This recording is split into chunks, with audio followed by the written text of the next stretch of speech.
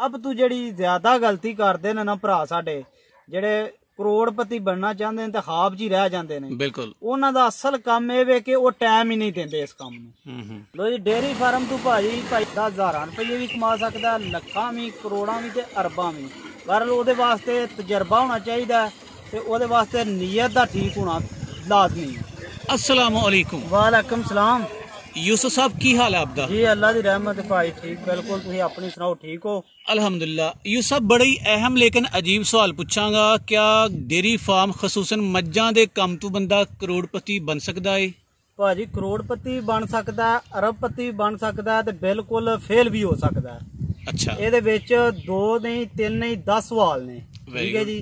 ਸਾਰਿਆਂ ਤੋਂ ਪਹਿਲਾ ਸਵਾਲ ਇਹ ਵੇ ਕਿ ਬੰਦਾ ਜਦੋਂ ਕੰਮ ਸ਼ੁਰੂ ਕਰੇ ਨਾ ਉਹਦੇ ਕੋਲ ਅਮਾਉਂਟ ਇੰਨੀ ਕੁ ਜਾਂ ਪੈਸੇ ਇੰਨੇ ਕੁ ਹੋਣੇ ਚਾਹੀਦੇ ਨੇ ਕਿ ਉਹ 15 ਤੋਂ 20 ਮੱਝਾਂ ਅੱਛੀਆਂ ਹਰੀ ਸਕੇ। ਠੀਕ। ਦੂਸਰੇ ਨੰਬਰ ਤੇ ਉਹਦੇ ਕੋਲ ਜ਼ਮੀਨ ਆਪਣੀ ਹੋਣੀ ਚਾਹੀਦੀ ਹੈ। ਠੀਕ ਠੀਕ ਹੈ ਜੀ। ਤੀਸਰੇ ਨੰਬਰ ਤੇ ਉਹਦਾ ਤਜਰਬਾ ਹੋਣਾ ਚਾਹੀਦਾ ਹੈ ਕਿ ਮੱਝ ਬਿਮਾਰ ਹੈ, ਸਹੀ ਹੈ, ਇਹ ਕਿਹੜੀ ਨਸਲ ਦੀ ਮੱਝ ਹੈ, ਖਰੀਦਣ ਲਈ ਉਹਨੂੰ ਪਤਾ ਹੋਣਾ ਚਾਹੀਦਾ ਹੈ। ਚੌਥੇ ਨੰਬਰ ਤੇ ਇਹ ਗੱਲ ਹੈ ਜੀ ਉਹਨੂੰ ਦੁੱਧ ਦਾ ਜਿਹੜਾ ਨਾ ਪ੍ਰੋਬਲਮ ਨਹੀਂ ਹੋਣੀ ਚਾਹੀਦੀ ਵੇਚਣ ਦੀ, ਜਾਂ ਉਹਦੀ ਸ਼ਹਿਰ 'ਚ ਦੁਕਾਨ ਹੋਵੇ ਤੇ ਜਾਂ ਉਹਦਾ ਕੋਈ ਭਾਈ ਆਪਣਾ ਦੁੱਧ ਸੇਲ ਕਰੇ। पंजवें नंबर तो ये गल है वो जगह इस तरह की होनी चाहिए कि मझा आप ही पानी पीन, आप ही उठन बहन, आप ही बाहर निकलन। छेवें नंबर तो यह गल है जी वो काम इस तरह का होना चाहिए कि वो मुलाजम जोड़े ने अच्छे होने चाहिए ने, या वो अपनी फैमिली के होने चाहिए।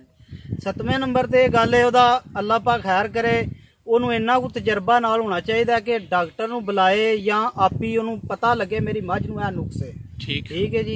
8वें नंबर ते यह सवाल है वह अल्लाह पाक उन्होंने जिंदगी दे जे काम वो करना चाहे तो करोड़पति बनना चाहे तो वो कोल 10-20 मझां जो शुरू करे नीली दियां या रावी दियां अच्छियां मझां ले।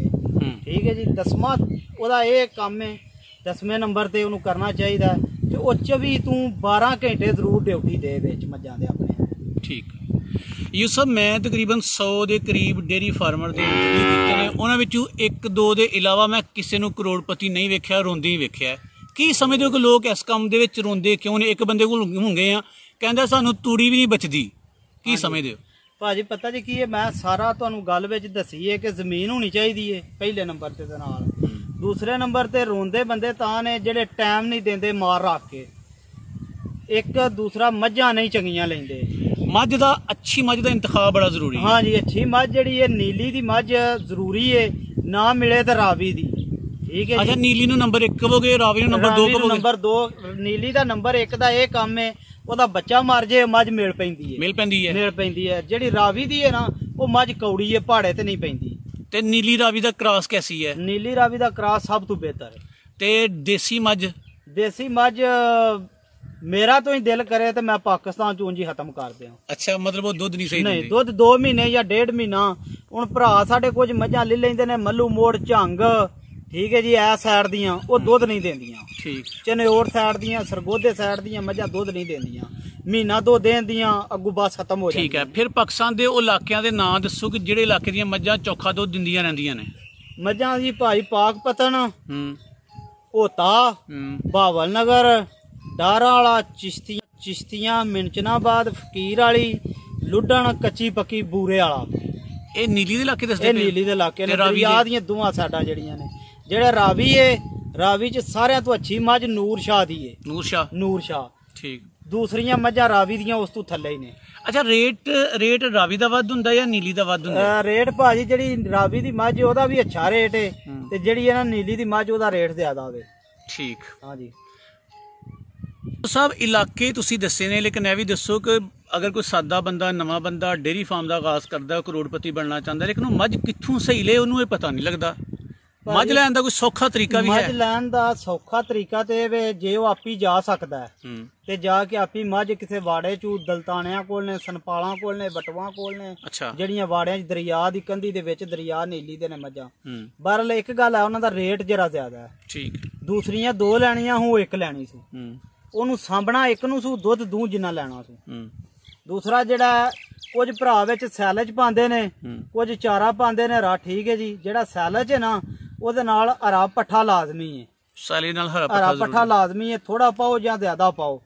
ਇਹ ਆਪਣਾ ਹਿਸਾਬ ਲਾ ਲਓ, ਜੇ ਰੋਜ਼ ਤੁਹਾਨੂੰ ਸਾਲਣ ਹੀ ਦਿੱਤਾ ਜਾਏ, ਰੋਟੀ ਦਿੱਤੀ ਨਾ ਜਾਏ ਤੇ ਬੰਦਾ ਕਿੰਨੇ ਕੁ ਦਿਨ ਖਾਏਗਾ? ਬਿਲਕੁਲ ਥੋੜੇ ਦਿਨ ਹੀ ਖਾਏਗਾ। ਠੀਕ ਹੈ ਜੀ, ਇੱਕ ਦਿਨ ਖਾ ਲੇਦਾ, 2 ਦਿਨ ਖਾ ਲੇਦਾ।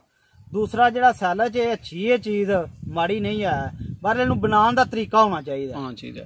ਅੱਛਾ ਜੀ ਸਰ, ਦੂਸਰਾ ਲੋਕ ਆਪਣੀ ਨਸਲ, ਆਪਣੀ ਬਰੀਡ ਤਿਆਰ ਨਹੀਂ ਕਰਦੇ, ਜਾਂ ਵੇਚ ਦਿੰਦੇ ਨੇ ਜਾਂ ਮਰ ਜਾਂਦੇ ਨੇ, ਜਾਵਾਂ ਨੂੰ ਬਚਾਉਣ ਦਾ, ਪਾਲਣ ਦਾ ਤਰੀਕਾ ਕੀ ਹੈ? ਭਾਜੀ ਜਿਹਨੂੰ ਤੇ ਦੁੱਧ ਵੇਚਣ ਦਾ ਸਵਾਦ ਪੈ ਗਿਆ, ਉਹ ਤੇ ਜਾ ਦਾ ਉਹਦੀ ਕੋਈ ਵਾਸਤੇ ਕੋਈ ਗਤਰ ਹੀ ਨਹੀਂ ਹੈ। ਤੇ ਜਿਹੜੇ ਜਾ ਪਾਲਦੇ ਨੇ ਨਾ ਲੋਕ, ਉਹ ਇੱਧਰ ਨਹੀਂ ਪਾਲਦੇ, ਉਹ ਸਾਈਡ ਤੇ ਪਾਲਦੇ ਨੇ ਨੀਲੀ ਦਰਿਆਲ। ਠੀਕ ਹੈ ਜੀ, ਉਹ ਮੱਝਾਂ ਨੂੰ ਦੁੱਧ ਬੱਚਿਆਂ ਨੂੰ ਇੰਨਾ ਕੁ ਪਿਆਉਂਦੇ ਨੇ ਕਿ ਜਦੋਂ ਵੱਧਦਾ ਦੁੱਧ ਫੇਰ ਉਹ ਚੋਂਦੇ ਨੇ ਮੱਝ ਨੂੰ, ਤਾਂ ਹੀ ਉੱਥੇ ਦੋਂਦੀਆਂ ਚੌਗੀਆਂ ਝੋਟੀਆਂ ਸੁੰਦੀਆਂ ਨੇ।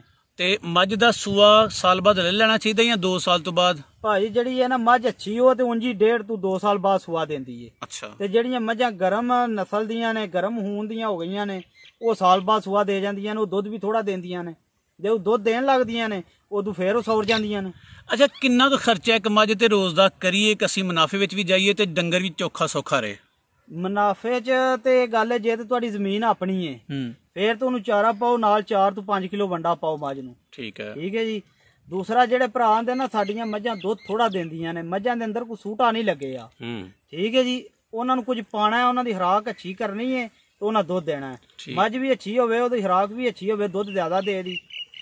ਦੂਸਰੇ ਨੰਬਰ ਤੇ ਇਹ ਗੱਲ ਹੈ ਕਿ ਜਾ ਜਿਹੜੇ ਨਾ ਜਾਵਾਂ ਨੂੰ ਪਾਲਣ ਵਾਸਤੇ ਇੱਕ ਥੋੜਾ ਕੁ ਦਿਲ ਦਾ ਜਿਗਰਾ ਹੋਣਾ ਚਾਹੀਦਾ, ਤਾਂ ਜਾ ਪਾਲਦੇ ਨੇ, ਉਂਝ ਨਹੀਂ ਪਾਲਦੇ। ਠੀਕ। ਅੱਛਾ, ਤੁਸੀਂ ਕਹਿੰਦੇ ਪਏ ਕਿ ਜ਼ਮੀਨ ਆਪਣੀ ਹੋਣਾ ਜ਼ਰੂਰੀ ਹੈ, ਲੇਕਿਨ 1-2 ਫਾਰਮਰ ਮੈਂ ਐਸਾ ਵੀ ਵੇਖਿਆ ਕਿ ਜ਼ਮੀਨ ਆਪਣੀ ਨਹੀਂ, ਠੇਕੇ ਤੇ ਜ਼ਮੀਨ ਲੈ ਕੇ ਵੀ ਡੇਅਰੀ ਫਾਰਮ ਕਾਮਯਾਬੀ ਨਾਲ ਚਲਾਉਂਦੇ ਪਏ ਨੇ, ਤੁਸੀਂ ਕੀ ਕਹੋਗੇ? ਭਾਜੀ ਵੇਖੋ, ਉਹਦੇ 'ਚ ਬੱਚਤ ਘੱਟ ਹੋ ਜਾਂਦੀ ਹੈ, ਪਰ ਹੁੰਦੀ ਤੇ ਬੜੀ ਹੈ ਬੱਚਤ ਲਾਜ਼ਮੀ ਹੈ, ਲੇਕਿਨ ਘਟ ਜਾਂਦੀ ਹੈ। ਘਟ ਜਾਂਦੀ ਹੈ। Very good. ਜਿਹੜਾ ਤੁਸੀਂ ਠੇਕਾ ਦੇਣਾ, ਜੇ ਤੁਹਾਡੀ ਜ਼ਮੀਨ ਆਪਣੀ ਹੋਵੇ, ਹੁਣ 35-40 ਹਜ਼ਾਰ ਰੁਪਇਆ ਇੱਕ ਪੈਲੀ ਦਾ ਠੇਕਾ ਹੈ, ਉਹ 10 ਕਿੱਲੇ ਤੁਸੀਂ ਜ਼ਮੀਨ ਲਓ, 4 ਲੱਖ ਤੇ ਤੁਹਾਡਾ ਜਾਣਾ, ਤੇ ਜੇ ਆਪਣੀ ਹੋਵੇ ਤਾਂ 4 ਲੱਖ ਤੁਹਾਨੂੰ ਬਚਣਾ ਹੈ। ਤੇ ਗਾਈਆਂ ਦੀ ਫਾਰਮਿੰਗ ਬਿਹਤਰ ਹੈ ਜਾਂ ਮੱਝਾਂ ਦੀ ਫਾਰਮਿੰਗ ਕਰਨੀ ਚਾਹੀਦੀ ਹੈ ਜਾਂ ਮਿਕਸ ਕਰਨੀ ਚਾਹੀਦੀ ਹੈ? ਗਾਵਾਂ ਦੀ ਜਿਹੜੀ ਹੈ ਨਾ ਫਾਰਮਿੰਗ, ਮੈਨੂੰ ਇੰਨਾ ਕੋਈ ਇਲਮ ਨਹੀਂ ਹੈ, ਥੋੜਾ ਹੈ ਵੇ, ਜਿੰਨਾ ਹੈ ਉਹ ਤੁਹਾਨੂੰ ਦੱਸ ਰਹਾ ਵਾਂ। ਗਾਵਾਂ 2 ਤੋਂ 3 ਹੋਣ ਨਾ ਮੱਝਾਂ ਦੇ ਵਿੱਚ, 10 ਮੱਝਾਂ ਹੋਣ, 12 ਮੱਝਾਂ ਹੋਣ, ਉਹਨਾਂ ਦਾ ਦੁੱਧ ਮਿਕਸ ਹੋ ਕੇ ਟੁਰ ਜਾਂਦਾ ਹੈ। ਤੇ ਜੇ ਅੱਧੀਆਂ ਗਾਵਾਂ ਹੋਣ ਤੇ ਅੱਧੀਆਂ ਮੱਝਾਂ ਹੋਣ ਤੇ ਫਿਰ ਉਹ ਦੁੱਧ ਦਾ ਰੇਟ ਘਟ ਜਾਂਦਾ ਹੈ।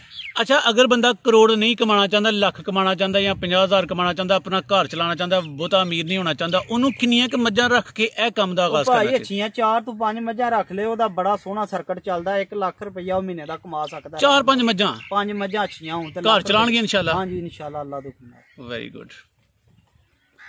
ਤੁਸੀਂ ਕਿ 5 ਮੱਝਾਂ ਰੱਖੋ ਤੇ ਘਰ ਚੱਲੇਗਾ ਤੇ ਬੰਦਾ ਰੋਟੀ ਇੱਜ਼ਤ ਨਾਲ ਖਾਏ ਕਮਾਏਗਾ। ਇਹ ਦੱਸੋ ਕਿ 4 ਮੱਝਾਂ 5 ਵਾਸਤੇ ਫਿਰ ਚਾਰਾ ਕਿੰਨਾ ਕਰਾਉਣਾ ਚਾਹੀਦਾ? ਭਾਜੀ ਸਹੀ ਬਿਹਤਰ ਤੇ 2 ਪੈਲੀਆਂ ਵਿੱਚ 2 ਕਿੱਲੇ ਜਿਹਨੂੰ ਆਂਦੇ ਨੇ, ਤੇ ਜੇ ਨਾ ਹੋਵੇ ਤੇ ਫਿਰ 1 ਕਿੱਲੇ 1.5 ਨਾਲ ਵੀ ਉਹ ਚਲਾ ਸਕਦਾ।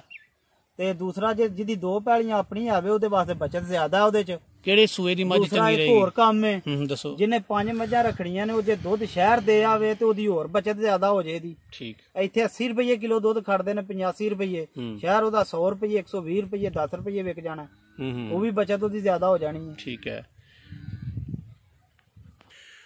ਯੂਸਫ ਸਾਹਿਬ, ਗਲਤੀਆਂ ਦੀ ਨਿਸ਼ਾਨਦੇਹੀ ਕਰੋ ਕਿ ਸਾਡੇ ਸਾਦਾ ਫਾਰਮਰ ਕਿਹੜੀਆਂ ਗਲਤੀਆਂ ਕਰਦੇ ਨੇ ਕਿ ਇਸ ਕੰਮ ਦੇ ਵਿੱਚ ਫਲਾਪ ਹੁੰਦੇ ਨੇ? ਸਭ ਤੋਂ ਤੇ ਭਾਜੀ ਪਹਿਲਾਂ ਗਲਤੀ ਉਹ ਇਹ ਕਰਦੇ ਨੇ, ਮੱਝਾਂ ਰੱਖ ਲੈਂਦੇ ਨੇ, ਉਹਨਾਂ ਦਾ ਮਿਰਚ ਮਸਾਲੇ ਦਾ ਧਿਆਨ ਨਹੀਂ ਰੱਖਦੇ।